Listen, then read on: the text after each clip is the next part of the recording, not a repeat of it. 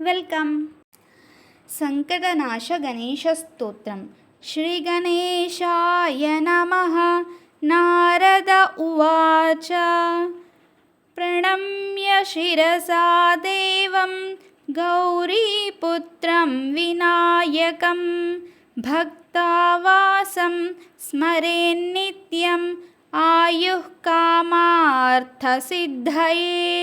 ప్రథమం వక్రతుండం చ ఏకదంతం ద్వితీయకం తృతీయం కృష్ణపింగాక్షం గజవక్త్రం చతుర్థకం లంబోదరం పంచమం చ షష్టం వికటమేవ చ సప్తమం విఘ్నరాజేంద్రం ధూమ్రవర్ణం తథాష్టమం నవమం ఫాలచంద్రం చ దశమం తు వినాయకం ఏకాదశం గణపతిం ద్వాదశం తు గజాననం ద్వాదశైతాని నామాని త్రిసంధ్యం యః పఠేన్నరః న చ విఘ్నభయం తస్య సర్వసిద్ధికరం ప్రభో.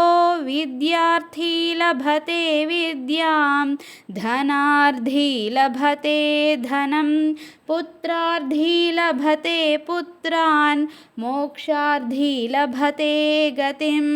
జపేత్ గణపతి స్తోత్రం షడ్భిర్మాసైః ఫలం లభేత్ సంవత్సరేణ సిద్ధిం చ లభతే నాత్ర సంశయః.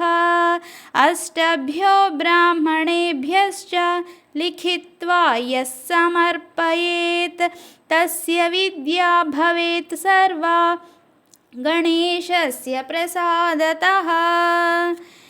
ఇతి శ్రీనారదపురాణే సంకష్టనాశనం నామ శ్రీగణపతిస్తోత్రం సంపూర్ణం.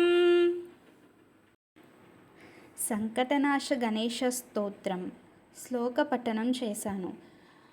దీని మీనింగ్ వచ్చే సంకటహర చతుర్థి కల్లా వీడియో తీసి పెట్టడానికి ట్రై చేస్తాను.